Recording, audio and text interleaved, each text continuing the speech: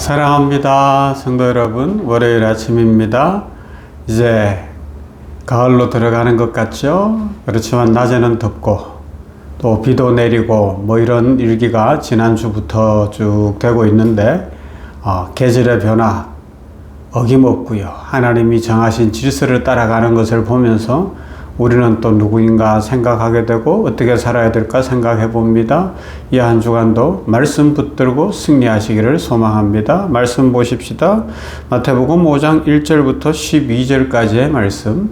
마태복음 5장 1절부터 2절까지의 말씀. 예수께서 무리를 보시고 산에 올라가 앉으시니 제자들이 나아온지라 입을 열어 가르쳐 이르시되. 어제 우리 산상수훈의 말씀을 시작했죠. 그 중에 이제 시작이 되는 1절과 2절 말씀을 봤습니다.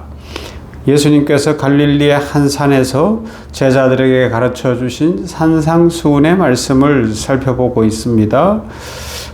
산상수훈은 마태복음 5장부터 7장까지에 기록되어 있는 예수님의 직접적인 가르침이죠. 예수님의 말씀들 가운데 가장 대표적이고 중요한 가르침이다 이야기할 수 있어요. 우리가 잘 아는 팔복의 말씀도 이 말씀 속에 있고요. 너희는 세상의 빛과 소금이다 라는 말씀, 원수를 사랑하라는 말씀, 염려하지 말라는 말씀, 주기도문, 그리고 사랑이 무엇인지 황금률에 대한 말씀, 좁은 문으로 들어가라는 말씀, 이런 말씀들이 산상수훈 안에 포함되어 있죠. 그런데 이 산상수훈을 읽어가다 보면 우리 마음속에 이런 질문이 생겨요. 예수님, 정말 이렇게 살아야 합니까? 라는 질문이죠. 왜요? 너무 부담스러운 부분들이 많기 때문이겠죠. 현실과 동떨어져 있는 내용들도 많기 때문에 그렇습니다. 말씀은 너무 아름다워요.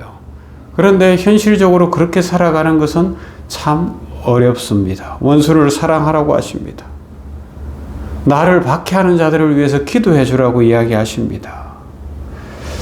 나한테 잘해주는 사람들한테 잘해주는 것도 그리 쉬운 문제가 아닐 때가 있는데 원수를 사랑하라니요. 나를 힘들게 하는 사람들을 위해서 기도해 주라고요. 높아지지 말고 숨기라고 말씀을 하시고요. 세상에 빛이 되고 소금이 되라고 말씀하시고 하루하루 사는 것이 얼마나 고달픈데 염려하지 말라고 말씀을 하십니다. 그래서 우리는 질문할 수밖에 없어요. 예수님께서는 왜 우리들에게 이렇게 어려운 이야기를 하실까? 예수님 믿는 사람들은 꼭 이래야만 하는가?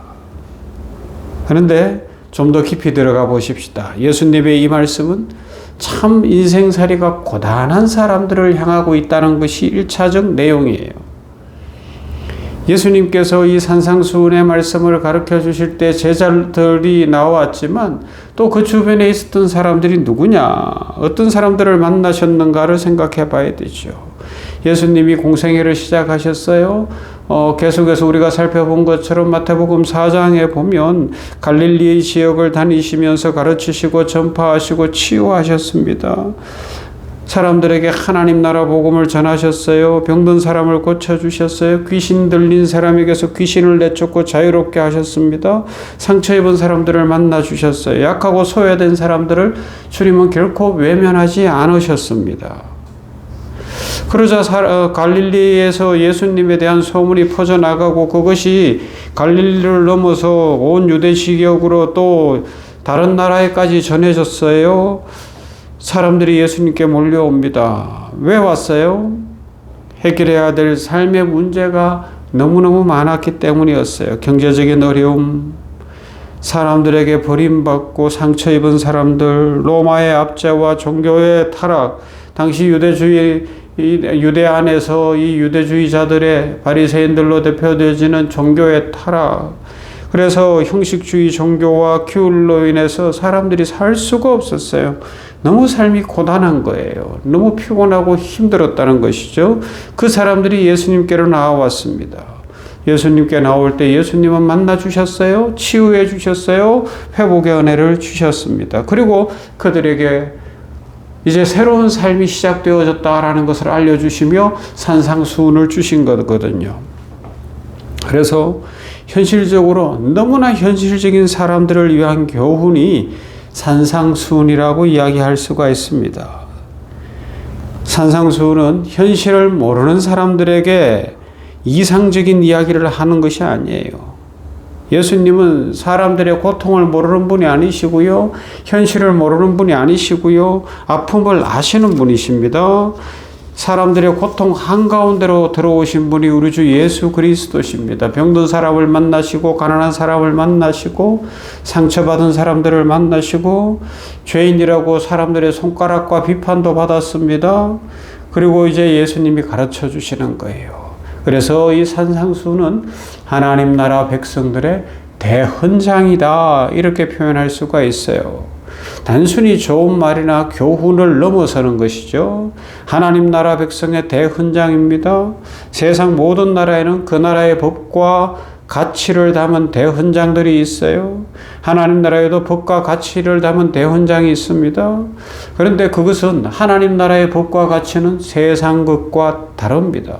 세상은 말합니다. 높아져야 한다. 그러나 예수님은 말씀합니다. 섬겨라. 세상은 말합니다. 강한 사람이 무조건 이긴다. 그러나 예수님은 말씀하십니다. 온유한 사람이 복이 있다. 세상은 말합니다. 원수는 반드시 갚아야 한다. 중국 홍콩 무술 영화에서부터 요사이 이 서구에서 나오는 이렇게 총 쏘는 영화들도 보면 다 원수는 무조건 갚는 거예요. 아주 잔인할 정도로 원수한테 보복을 하죠. 그런데 예수님은 말씀하십니다. 원수를 사랑하라. 세상은 말합니다. 성공한 사람이 복받은 사람입니다. 그러나 예수님은 의를 위하여 박해를 받는 사람이 복받은 사람이라고 말씀합니다. 왜 이렇게 다릅니까? 하나님 나라가 이 세상 나라와 차원이 다르기 때문에 그래요. 하나님이 통치하시는 그 나라, 예수 그리스도께서 왕으로 계시는 그 나라는 완전히 다른 나라다. 그 나라 백성으로 우리를 부르신 거예요. 우리는 이 땅에 이렇게 살아가고 있지만 현실은 고단하고 여러 가지 어려움도 있지만 우리는 이미 궁극적으로 그 나라 하나님 나라 백성이 되었다는 것이죠. 그래서 산상수훈이 표면적으로 보면 우리를 참 불편하게 해요. 왜요? 우리의 양심이 건드려지고 우리의 삶이 건드려지고 나는 이렇게 못 사는데 이게 뭔가 싶은 생각이 들기 때문에 그렇습니다. 인간관계에 잘못하는 부분들이 생각나고 나의 감추어진 욕심이 건드려지고요. 나의 성공에 대한 집착하고 있는 생각들 또 돈에 대한 우리의 태도들을 주님께서는 터치를 하시잖아요. 왜 그래요? 단순히 좋은 사람 되는 것이 아니라 이제 우리는 근본적으로 예수 그리스도 안에서 하나님의 자녀가 되었다는 것입니다. 그래서 하나님의 자녀는 하나님 바라보고 살고 하나님의 은혜 속에 살고 예수님이 가르쳐 주신 삶을 살아낼 수 있다는 것이죠. 왜요? 주님이 함께 하시고 성령이 함께 하시기 때문에 그렇습니다.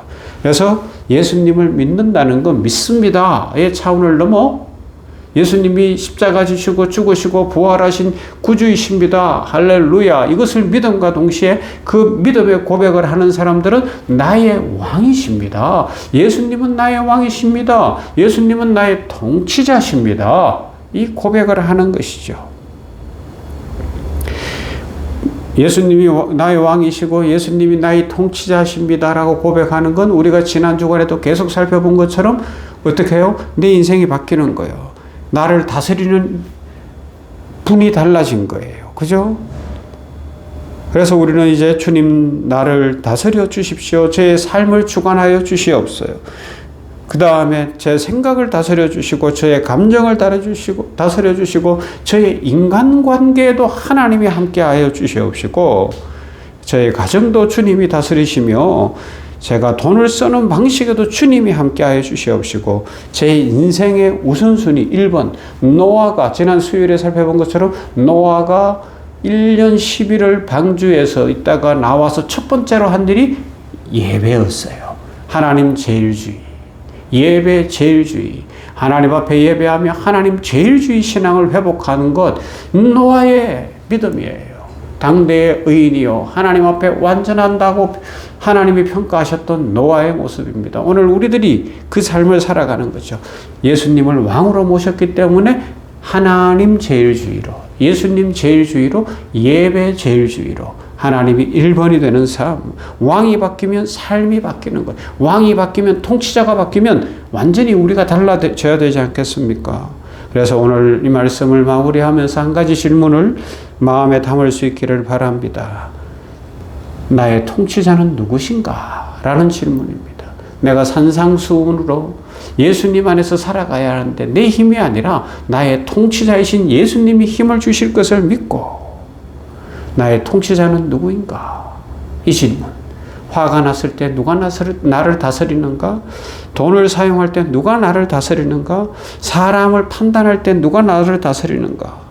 상처를 입었을 때, 성공했을 때, 실패했을 때, 염려하고 있을 때 나의 삶의 모든 순간에 누가 나를 다스리는가? 예수님을 왕으로 모시고 살아감으로 참 복을 누리며 이 산상수훈의 말씀 속에 나타난 나를 받아주신 예수 그리스도 안에서 참 행복한 인생 살아가는 모두가 되기를 주님의 이름으로 축원합니다. 사랑과 은혜가 풍성하신 하나님 감사합니다. 오늘 이렇게 이제 산상수훈 말씀으로 들어가며 그 서론의 내용들을 지난주에 살펴본 말씀들과 또 어제 주일에 살펴본 말씀들을 종합합니다. 아버지여, 우리의 통치자가 바뀌었는데 예수님이 왕이십니다. 그래서 우리는 산상수훈에 주님이 가르쳐주신, 왕이 가르쳐주신 하나님 나라 대헌장을 따라 살아갈 수 있음을 믿습니다. 우리 힘으로 하는 것이 아니라 은혜로 되는 것을 고백하오니 오늘도 성령 충만케 하시고 주 성령께서 함께 하시어 우리를 붙들어 주시며, 우리들이 세상의 가치관과 다르고 나의 양심이 건드려지고 나의 삶이 거울처럼 비추어지는 주의 말씀 앞에서 예수님 안에서 새로운 피조물로 새롭게 살아가고 복되게 살아갈 수 있도록 은혜 부어 주시옵소서. 이 한 날도 또 이 한 주간도 하나님이 주관하시사 우리의 삶의 평강과 회복과 은혜가 가득하게 하여 주시옵소서. 예수님 이름으로 기도하옵나이다. 아멘. 찬송합시다. 8장 찬송합시다. 거룩 거룩 거룩 전능하신 주님.